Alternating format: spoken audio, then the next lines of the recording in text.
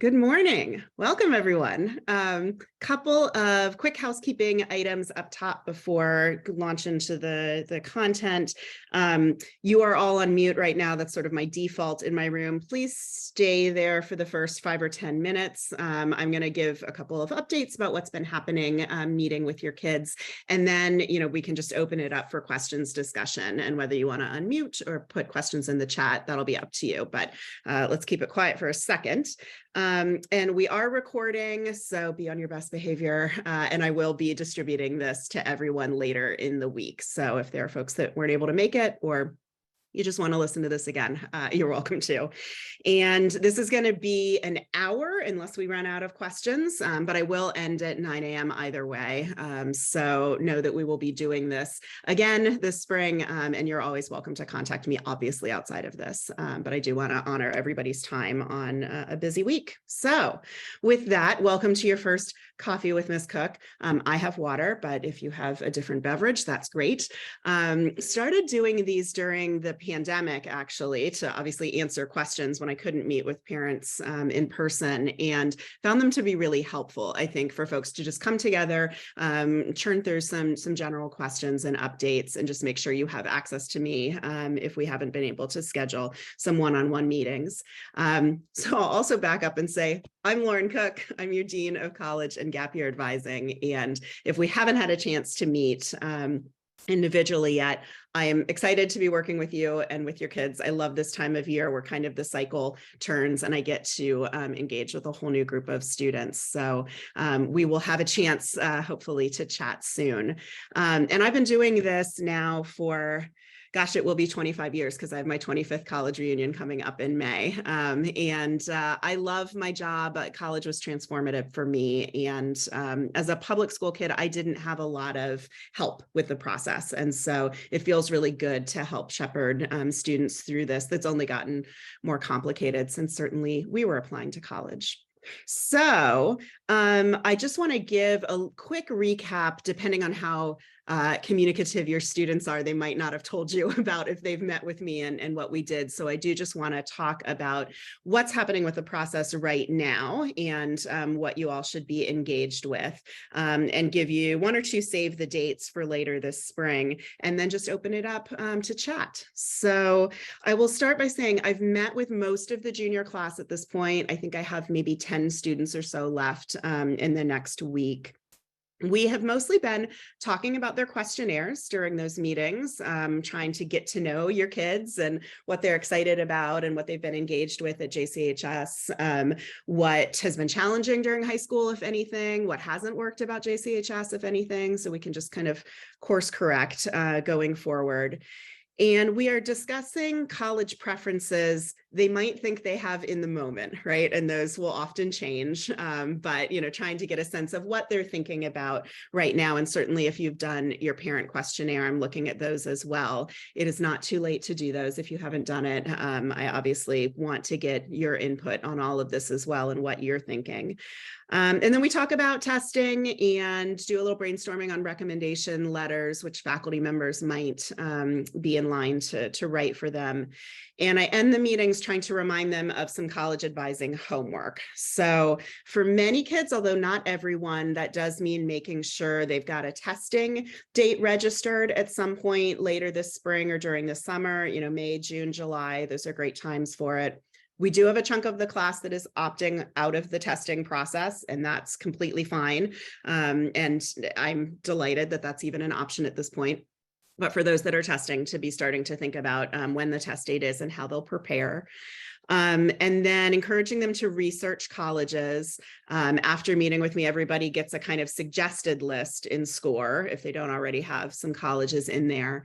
And all of you are hopefully registered for SCORE. If you haven't gone in to see what they're thinking about or what I've suggested, you can do that. If you go to score.com, go to the login, it would be your email address you have with the school. And at the top, it says My Students. If you've got more than one child, select the correct child. And then on the left-hand navigation, you'll see something that says My Colleges.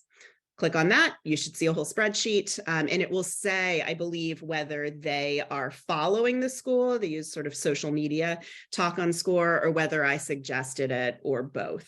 And so what I'm encouraging your students to do is start to look at my suggestions, and if there's anything they're interested in, to be over the next few weeks and months moving it into the following column, because that to me indicates they're actually interested, right? Those are the schools I'm going to be paying attention to.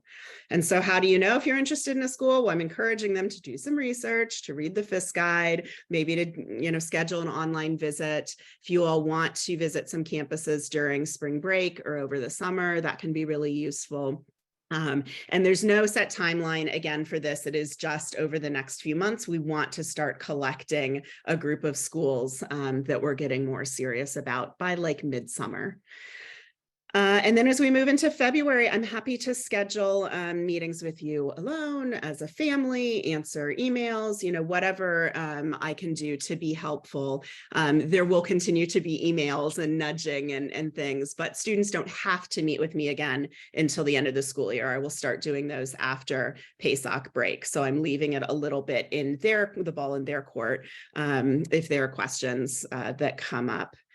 Note that I am going to be in Israel from February 1st to February 10th. So I'm finishing my last junior meeting the morning of February 1st and then getting on a plane that night. So I'm going to see a number of GAP programs with the Masa organization. They're paying delightfully for 12 college counselors to go and check out some of these programs. So I should hope to be a bit more of an expert when I come back from that. But note, I will be out of pocket for 10 days there, but I'll be back then that middle week of February and at your disposal as necessary.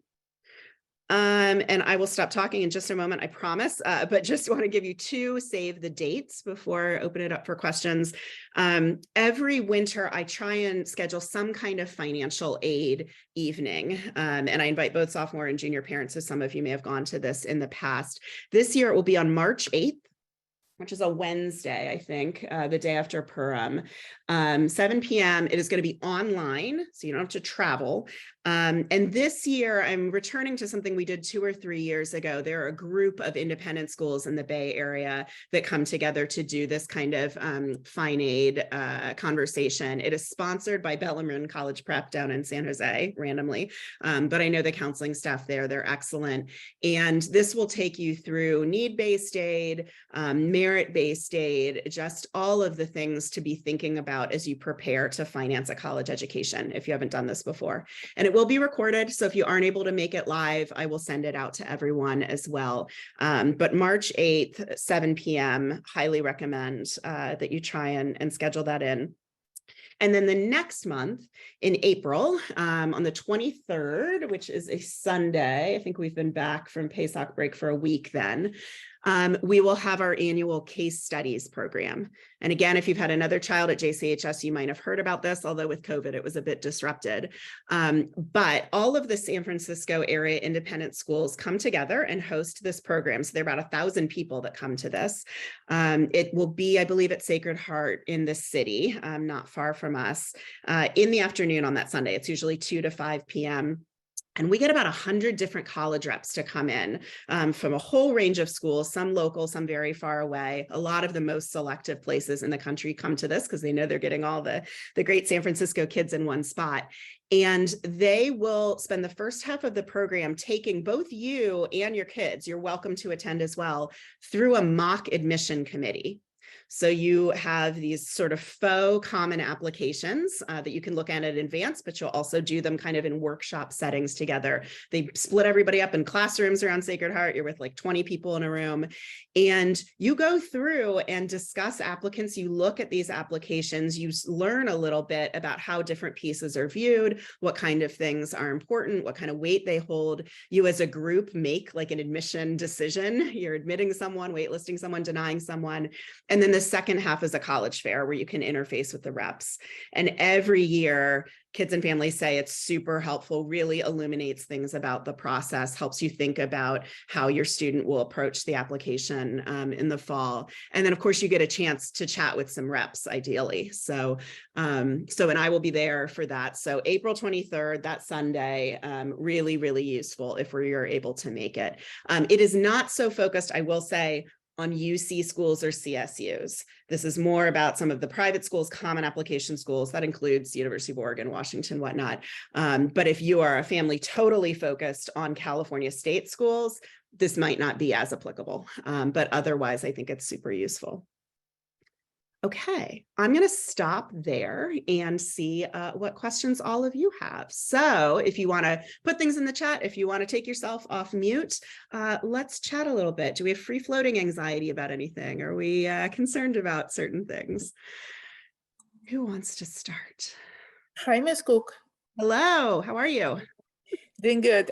Quick question about this event with college reps during this mock admission process or whatever application review. Will kids be allowed there, or just parents, or all of us together? Kids are absolutely allowed there. So it's the whole family's invited. I think they will often, depending on numbers, say, if you could bring one parent, that would be great, but we're so small that I think you all can just do what you feel like you want to do. They will separate you. So they have kids in some classrooms and parents in another.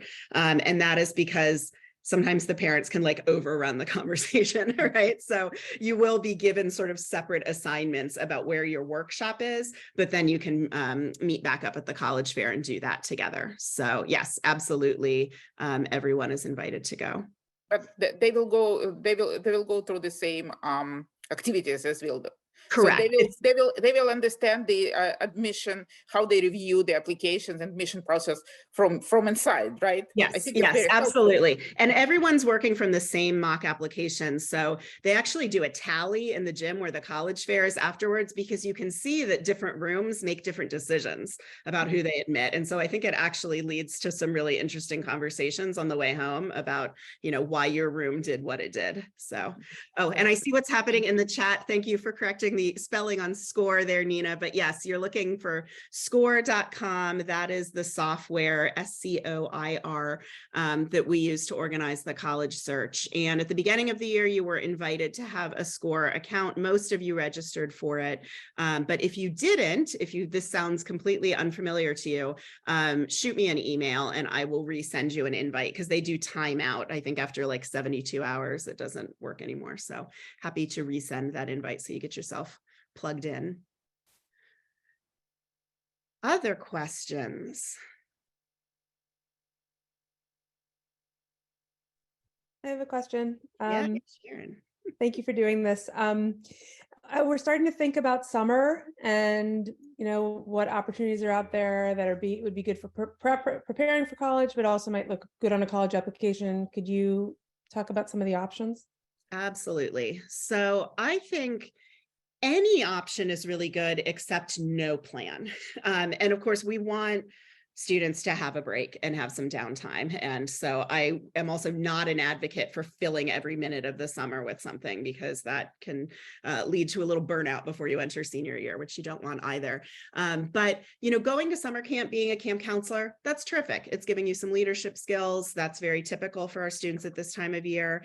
Engaging in some kind of work, paid work. So doing retail work, working as a barista, you know, that's all great. And I think colleges really do like to see students having some accountability and having to take on a bit of like an adult responsibility in some way, and what they get from that. More, you know, set summer programs can also be useful.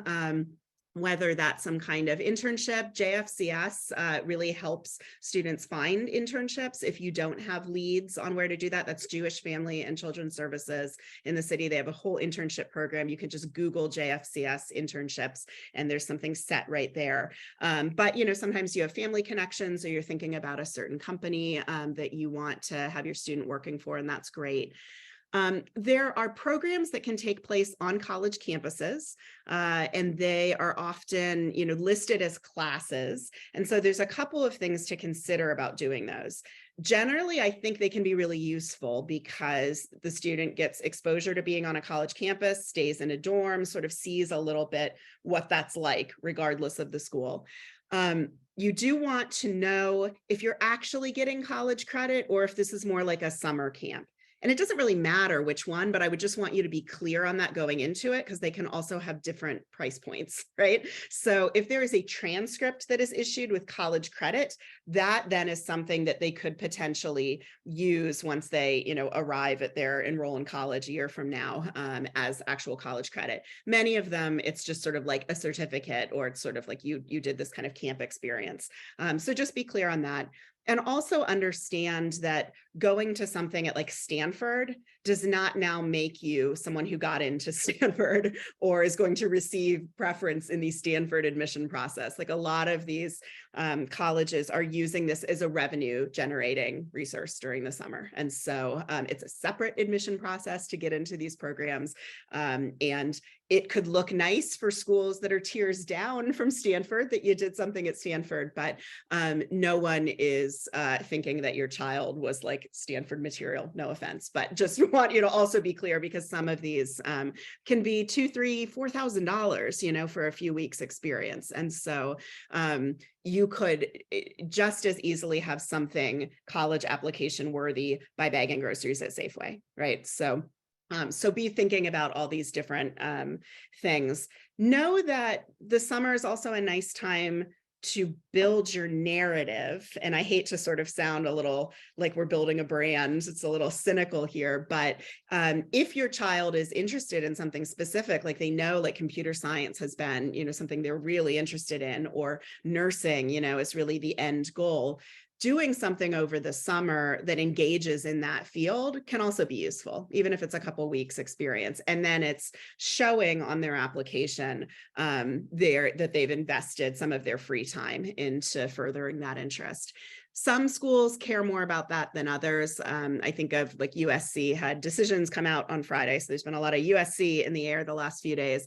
They're a place that asks very specifically on the application about what do you want to do? Why do you want to do it? What's your second follow-up major? Why are you interested in that? Like they seem like a place, and I've seen from our folks that are admitted, that they are really leaning into kids who have a plan, that it's not necessarily as great of a place for the undecided student. So if USC is the top goal, building your narrative a little bit over the summer would be terrific.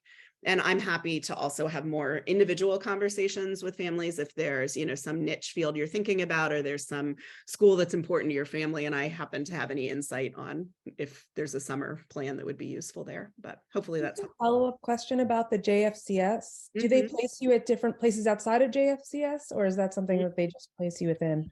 Yeah, no, I think for younger students, they do offer like learning to be in a workplace kind of summer that's just at JFCS and learning how to make a resume and all of that. But for folks going into senior year, and I think they might do it with folks that have just graduated as well, you're placed at a business. So they have law firm, computer engineering place. They've got a host of organizations that they partner with. So yeah. Good question. What else is out there? What are we thinking about? Yes, Nina. I was also wondering, like, is there any kind of college fair for people who are interested in art that they could figure out, how to develop their portfolios in a way that would be, Yes. So there's a couple of vehicles for that. And then Sarah, we'll come to you next. There is a National Portfolio Day online, and it's often in January or February. You can actually Google it now and see if it has happened already or not, but it might be something that Nate could jump in on if it hasn't happened yet.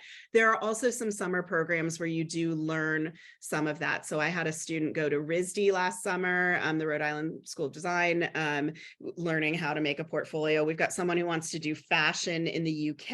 And so he spent 2 weeks at Central St. Martin's in London, learning how to make a portfolio specifically for UK schools. So that can be a summer experience as well. But one of the most low rent, local ways to do it is if the student has built up the credits to be eligible for AP Studio Art in senior year.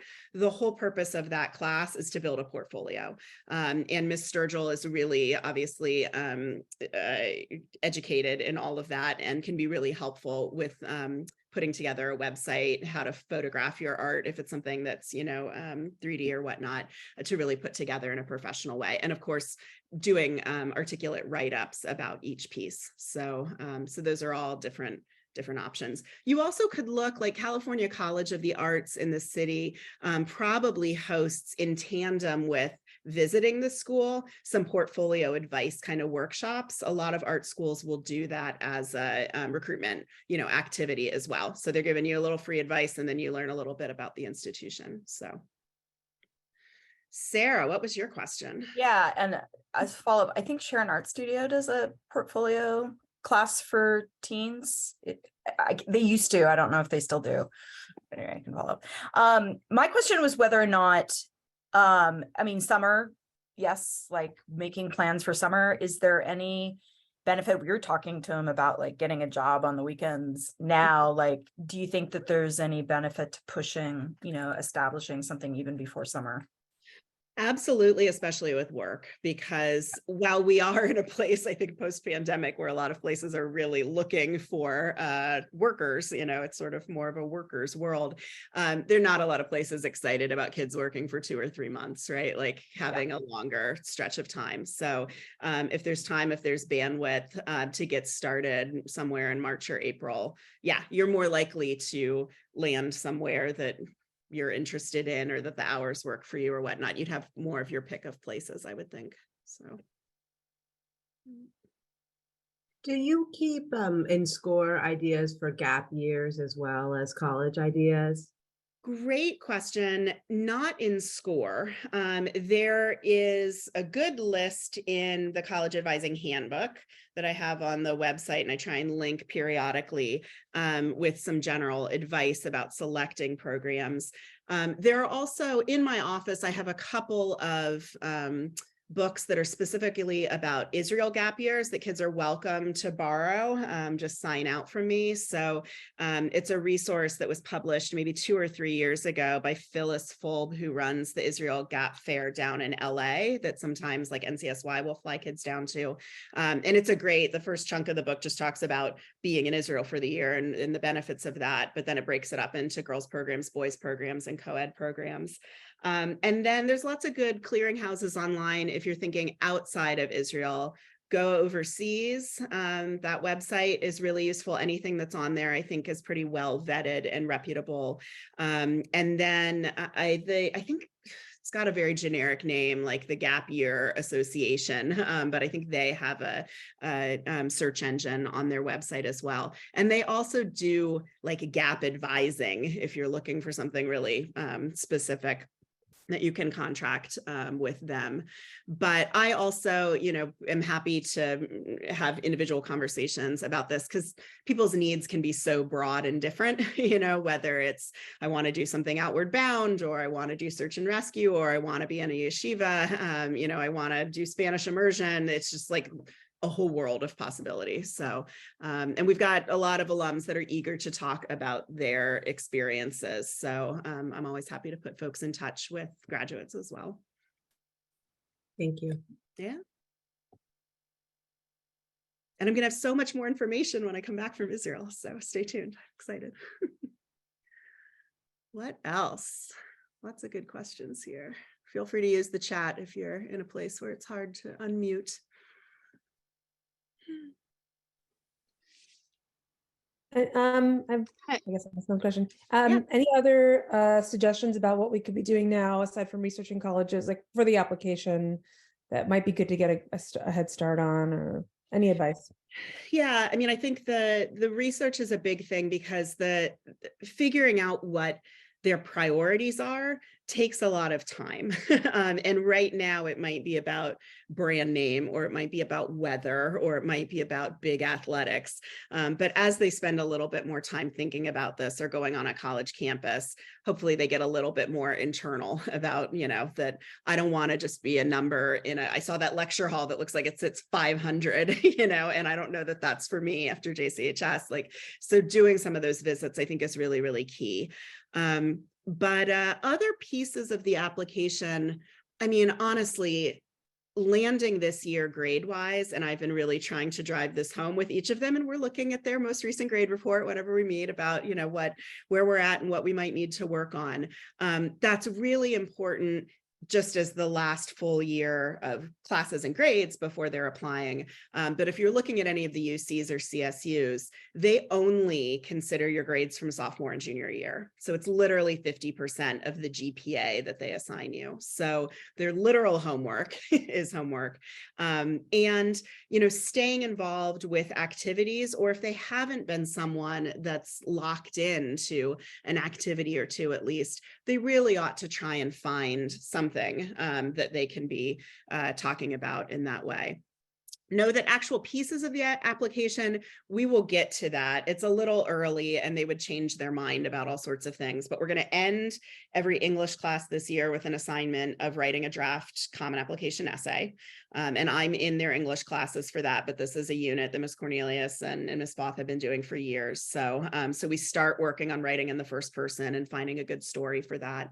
And then I'm available during the summer. I work during the summer to keep helping work on some of that writing.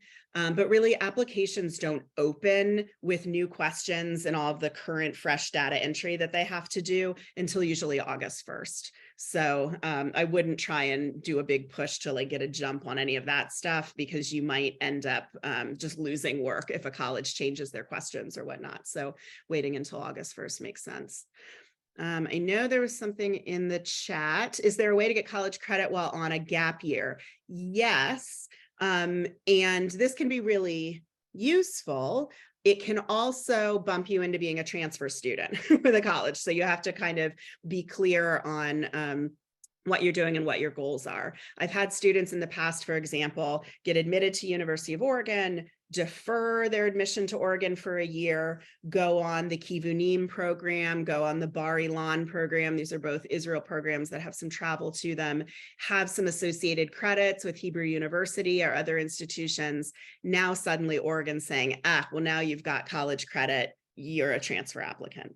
And so they have to apply again. And, they usually get in again and all of that, but it becomes an extra bit of paperwork to have to do. Some places are fine with you having a certain amount of credits as long as you're not a full-time college student.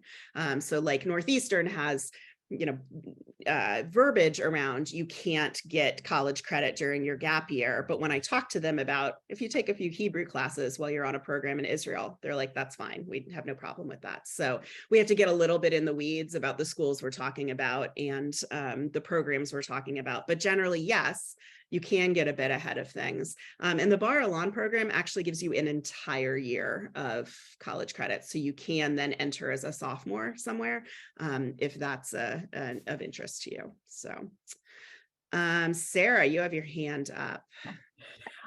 Which grade? So you said sophomore and junior year get averaged. Is it just the end grade for the end of the year, or the progress along the way? Is that reflected in the transcript? It's just the final grade. So you guys are getting grade reports like once a month or whatnot. They don't see that blow by blow. This is literally just for our internal purposes so that you and your student can kind of be tracking how things are going. But it is that final grade at the end of the year that is on their transcript. And yeah, that gets averaged with their sophomore year grades to be a cumulative. And of course you get the bumps if there's any AP classes or honors classes or whatnot, but yeah. And that's often a point of clarification that folks don't always understand in senior year. There is a persistent idea that senior year grades don't matter. Not true, obviously. I just sent mid-year reports to all 118 colleges that the kids have applied to on Friday. So we do send out the middle of the year grade report. It's required by most institutions, whether you've already been admitted early or not. They want that kind of update on how things are going. So that is a moment where the kids need to, be really showing their best work. But there's also a persistent idea that starts impacting your GPA as you're going through senior year. And again, it doesn't, because they're not final grades. They're, sort of a work in progress. So where your cumulative GPA is at the end of junior year, that's what you're reporting on applications for the whole of senior year. That GPA won't change until you've graduated and you've got your final grades from senior year, if that makes sense. I will say this kind of thing over and over again to you guys and your kids, but just so you understand how the year-long grading system impacts things. Question in the chat. With SCORE, what do I if I do my child set up an account, but I haven't logged in? Why don't you send me an email saying I need to get myself set up in SCORE, or I'm not sure if I'm set up in SCORE, and I will help you with that later today. So. Oh, thank you, Sarah. I was going to ask you if you would spell that. So Sharon Art Studio in Golden Gate Park may do some help with portfolios. Okay, there's a question about where can you find the GPA on the JCHS website? Right now, I actually don't think you can. I think that we post it for you at the end of junior year. So because the cumulative is in process between now and then. If you're curious about what your student's transcript looks like at this point, I can send you the PDF that has freshman, sophomore year, and then the cumulative. And what it will look like when it goes to colleges is just that added junior year. So it breaks out each year as a GPA and then the cumulative of all of them. We will put at the end of this year, so in the summer, Ms. Bregman will put, I think both on the JCHS, like on the portal, but it's in SCORE too, a weighted and an unweighted GPA, because you will need to reference those as they start filling out application paperwork. And I'm usually showing what we've got so far of a transcript to your student when they're in my office having our meetings. So for a lot of them, it's the first time they've seen things, and we talk about upward trajectories and how important that is, or sort of maintaining, the solid bit we've been doing so far. So what else? Other questions?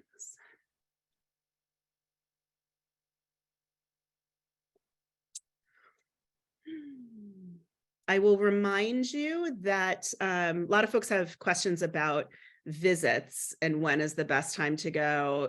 Does it not make sense to go during the summer? Does it have to be during the school year, et cetera? I will say any opportunity you have to get on a college campus is useful. It will give you data about for yourself and for your child. If you are interested in Brandeis in Boston, but it's difficult to get to Boston, even going to take a tour at Santa Clara as a private suburban mid-sized university, it can stand in a little bit for, it's not Brandeis, but it can start to help your child develop some ideas about, yeah, I kind of like the green space, the enclosed campus, or I'd rather be somewhere more urban, or I'd rather have something a little smaller, so you can do some visits locally, even for places you might not be serious about with them going to, just to get exposure to being on a campus.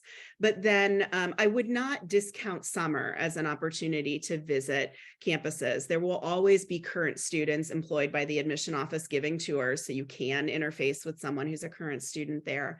And it may be quieter, but it's still better than imagining, the school or what the town looks like nearby. Sometimes just driving into a campus, you're like, oh, I don't know if this is for me. So, I really, if you're going to be on the East Coast or in other places for vacation, for family gathering, for whatever, look and see what campuses are in the area. And even just driving through, if not doing a formal tour, can help develop, again, those preferences.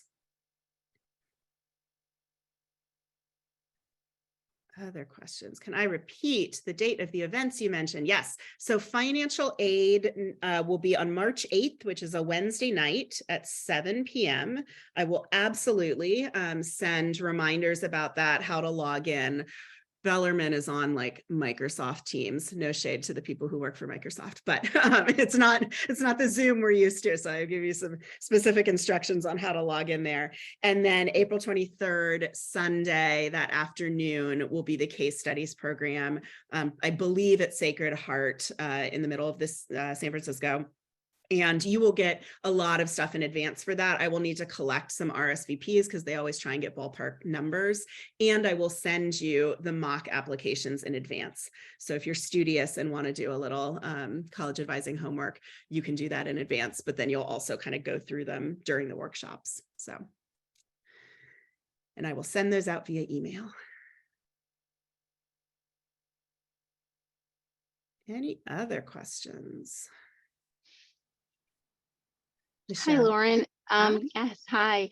I had a quick question. You had mentioned kind of the students maybe talking to other kids who've done gap year. Is there a way for the kids to talk to kids who are either alumni or currently attending schools that they might be interested in, just to talk about like workload, size of the campus, kind of things that you had mentioned?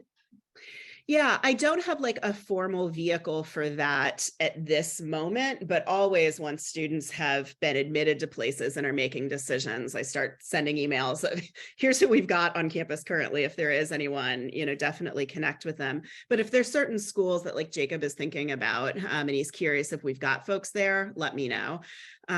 It's hard because we are small, right? And so we're never covering every place every year. But over, the last 4 or 5 years, we have pretty good coverage of a lot of the most popular places. So either they or you can just shoot me an email and I'm happy to send out whatever information I might have. Can't promise the kids will respond, but they're usually pretty excited to talk about their institution. And my goodness, have the alum visits to JCHS been like weeds growing the last few weeks. And I've seen your older son like 3 times. Yeah, they have definitely wanted to come back and tell me and their peers, how great their individual schools are. So we want to bottle that enthusiasm and whenever it can be useful. Some other questions in the chat. What's your suggestion on possibly taking community college class? Thank you for that as a way of making your student more competitive. Yeah, that's another summer option that certainly some students choose to engage in. And that was very popular during COVID for juniors and seniors to try and figure out how they could still kind of do something with the summer.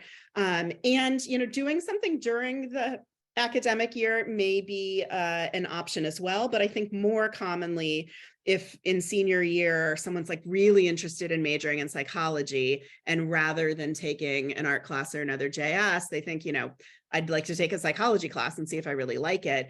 Students will do the online BYU class, which is also, how students sometimes advance in math or whatnot. That's easier and more efficient than trying to go to a community college campus.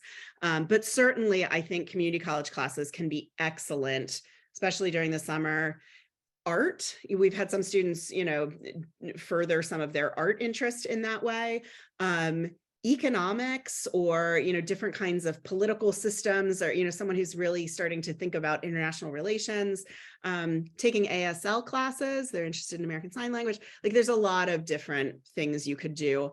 All of it is wonderful, whatever the reasoning for it, whether it's for fun or sort of building that narrative or trying to advance in a class. But if you are trying to advance like in math or science or something, talk to Dr. Burrell, because they have very specific ways they want students to go about that. So I think it can be more useful to do something fun or something that JCHS doesn't offer through a local community college. Yes, so reminder about where you can see recommended colleges in SCORE. If you log in to your parent account and at the top it says My Students, you select your child if you have more than one, but either way, select your child. And then there's a left-hand navigation that has a whole bunch of different things. If you scroll down a little bit, you'll see My Colleges, and it is there under My Colleges. And know that for right now, I want students to be doing some researching. I want them to develop some preferences. My suggestions are running the gamut from things they've told me that they might be interested in, but also in terms of like selectivity. So sometimes people look at the list and think, oh, well, she put Brown there, but she also put Oregon, and like, if you think my child can go to Brown, can't they just walk into, or, whatever the thought on tiers and selectivity and all of that is. I will be saying this over and over and over. We want the list to have all different possibilities for admission because we never know how this process is going to go. And so this coming summer, once we have the grades and GPA from this year, I will go into SCORE and tag any schools that they are following with whether I think it's a reach. Brown's a reach for everyone universally with their single digit admit rate, whether it's a possible, meaning there's like a 50-50 shot of admission, you're kind of right in their wheelhouse, or whether it's a likely, like it's really hard for me to imagine a world where your child doesn't get in there. And the schools that they apply to, I'm going to insist that they have at least one of each of those on it, if not a couple in each category. It would be malpractice for me to not insist on that. And so you will find that the biggest issue here is often finding likely schools that your kids are excited about, because everybody wants to be a part of a club that won't have them, right? So the schools that are most rejective are the most shiny and interesting for us as humans. But the schools where they're really excited to educate your child and can, like Oregon is an amazing institution. But I think sometimes the psychology gets in the way of like, well, if I'm pretty sure they're going to take me, why can't I try for something, you know, harder? You can, but we also want to make sure you get into college, you go to college, you have a good experience if that's your goal. Any other questions? I have a question. Yeah. We're starting to think about what colleges are within reach for our student. And how do you talk about colleges that are really kind of not in reach, but they really are excited about?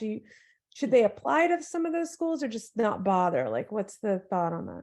Yeah, I use the highly specific term really reachy with the ones where it feels like more of a moonshot, because there's a lot of places that can be a reach for your child. And then there may be some where I can't imagine a world in which they get in, and maybe you could just set $70 on fire and that would have the same sort of, you know, but I'm also, I don't want to be the crusher of dreams, and I'm never going to tell a student that they can't apply somewhere.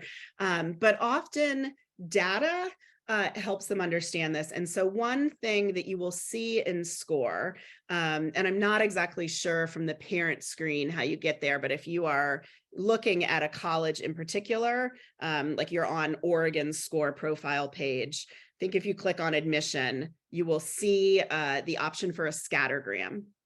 I've shown your children how to see this, but there is a scattergram in SCORE for every school for which more than 4 or 5 kids have applied in the last few years. And it has all the data of JCHS applicants and what happened to them in the past few years. So you can see that Berkeley is a bloodbath, you know, that students of all sorts of GPAs got rejected. And then there's like a little cluster, you know, that got in. And sometimes, so the scattergram is on a GPA axis and a test score axis.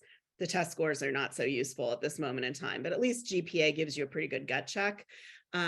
Whereas if you look at Oregon, you can get all the way down to a 2.7 or 2.8 and have kids that were admitted. And so you can see sort of a bit of a, again, it's a blunt instrument because it's not looking at recommendation letters or activities or writing or any of those things, but you can see based on GPA, if you are just not in the galaxy of being admitted. And I will have those conversations with them about, do you want to put in the work on this? If this is your dream, 10 years from now, you would have asked yourself what would have happened. Let's just do it. But I will also try and be pretty frank as we get down to really making the list in the fall about what the chances are. So hopefully that helps. There's a question in the chat about hosting a panel on gap years. And yes, I definitely tried to pull that together for December. I was having trouble nailing some alumni down, but I'm hoping to try again potentially in February or early March when I get back from my trip. But I have done panels in the past where we've had 5 or 6 JCHS alums who did wildly different things get on Zoom, and some that are currently on their gap year, and talk with folks about that experience and you know, what was great about it, things to think about. They always want to like sell their program that they're on, so know that that is on my radar 100%. So more to come on that, hopefully. Inbar, you have your hand raised. Yes, thank you. Can you talk a little bit about the college, community college, the program of doing 2 years community college and then transferring to UCs, and how it's viewed? I know my kids or most kids around us don't really consider it. And I do wonder why. So yeah, I think, again, there's a lot in the climate around the college process. And In other states, community college may be looked at as sort of like the backup plan, the last option, whatever.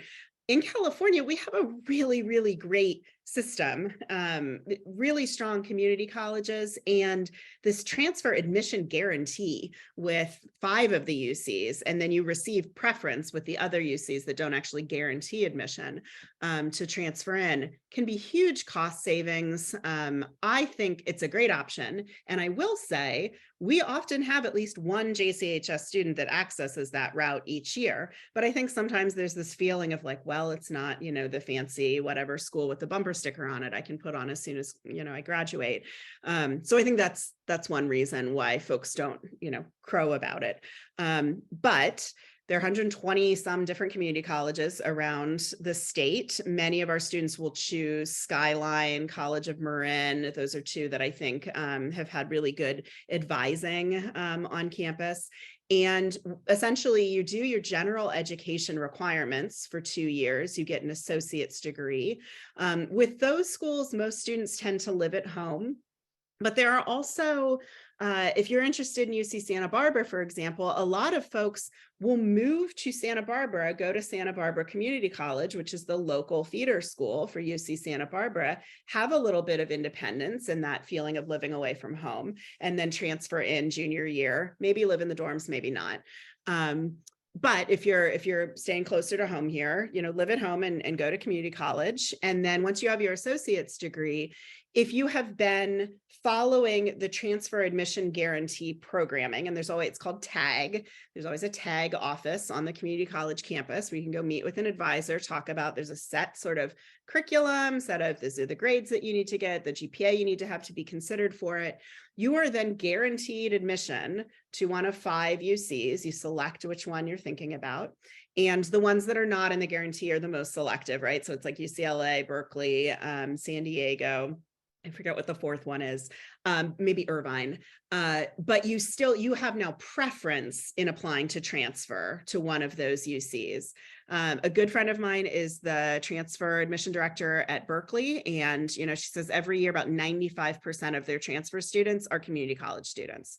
Like the thumb is on the scale for community college students. So it can be a great route, especially for a student who we're not sure if they're ready to launch, you know, immediately after graduation, living independently, if there are financial considerations, if the UC is a goal, and if you don't make the cut, you know, applying as a high school student to be a freshman on the, you know, it's so competitive on some of these campuses. Things to think about though, the entire world can access community colleges, right? If there's no admission process, you just sign up for classes. And so the entire world is in your classroom. You have adult learners, you have veterans, you have kids that bombed high school and are sort of doing it over again, right? And trying to build a stronger academic record. The peer culture can be chaotic. And so if you are someone who has executive functioning issues or really sort of goes with the crowd, has trouble sort of focusing on the task at hand, this is going to be a challenging environment to focus on going through the motions of the TAG program. If you are someone who's focused and driven and know that this is your goal for why you're going in there, then you will, you know, meet with more success, right? So I think thinking about environment, peer culture, seeing your student clearly, and we can certainly talk about that. That's the one consideration that I would say. There's something in the chat. Oh yes, product of community college to UC. Amazing. Yep. We got lots of alums who've done this. So, and you know, some students who, you know, because we're down to like, what, I think UCLA admitted like 9% of California residents last year. And not to scare you guys, and we did have JCHS students in that 9%, but it's rough going at some of these places because the volume of applications is so big that if it doesn't happen the first time around, it doesn't mean you can't go to UCLA, but you do have to think a little bit more broadly and whether this community college route may make sense for you. So anything else? It's 8:50, so we have 10 minutes left. Can use them. We can wrap early. Sharon, did you unmute? You have a question? Yeah. Yep. Do I it. feel like I'm asking so many questions. Sorry. Go for it. I No. feel like this is so new for me. First kid going to college. Yep. I'm since GPA seems to factor in, so heavily, I'm just trying to understand how, do most colleges consider freshman, sophomore, junior year? You mentioned the CSU and UCs that do sophomore, junior. I'm just trying to figure out how to. Yeah, great see what question. the chance- Yeah. Yeah, I think everybody gets that freshman year is a transition time to high school. For some students, it's coming from a public school to a private school. It's also the furthest point from the application. And for your kids, it's literally a global pandemic. So, so freshman year, I think, especially for is going to be taken with a giant grain of salt. For a lot of private schools, some out-of-state public schools, yeah, they're looking at the whole record, but they are most interested in what's currently happening and like what just happened, like as you go through high school, junior and senior year, are going to place more weight.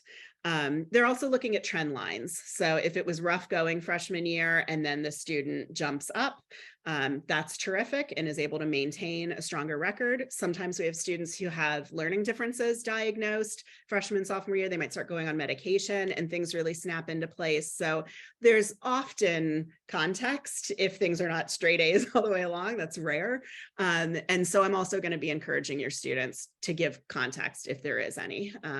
And most places will want to hear that, that this isn't just a completely objective process. There is some subjectivity to it too, because we're humans. And yeah, the UCs and the CSUs, sophomore and junior year grades are what factor into the GPA that they calculate, but the curriculum still matters for the whole time as well. So you do have to enter in freshman year on those applications because it's part of eligibility, that you've done 4 years of English and all that sort of thing. You enter in your senior year curriculum, but the grades are not given as much weight. So everything matters, but how much it matters, I think, sort of varies depending on the year.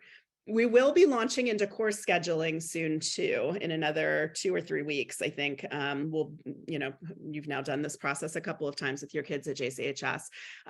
I am very much involved with rising juniors and seniors in making course choice selections. So, and I need to sort of sign off on everybody's schedules. So just a FYI that if questions come up around that in a few weeks, as you're thinking about AP or not, 8 classes or not, I do not recommend seniors take 8 classes because this is like a part-time job to do the college process. But if questions come up around things, please, please, please feel free to email me, or we can set up a Zoom or whatnot and talk about it. Because again, the classes themselves, I think, matter a little bit more in senior year than the grades, because since they're in progress. All right. Anything else? We've really run through a lot of topics here. I will remind you that we'll have another one of these in February and in March. If it feels like there's still demand, we can keep it going into April or May. And I do here and there, depending on what the tone is with all of you, I've had Ms. Beck come in and just talk a little bit about the stress and the wellness piece of this process, because I do think kids really take it on the chin. This is a vulnerable space to be in, feeling like someone else is giving a yes or no on you as a human, which they're not. This isn't personal, but I think she can provide some helpful advice about how to support your children as they're going through all of this. And I am going to check and see if I can get, a college dean or two to maybe pop in at some point, and you can just ask some questions of a UC person directly or whatnot, and see from the horse's mouth what their answers are. So, all right, I'll give one last call. Burning questions? All right, amazing. Well, thank you all of you for being online so early on a Monday morning. We won't do this on Monday next month. I think it's like a Tuesday or Thursday or something. But if you have more questions, let me know. Otherwise, I will send this recording out, and drop me an email if anything comes up. Have a good week. Yeah.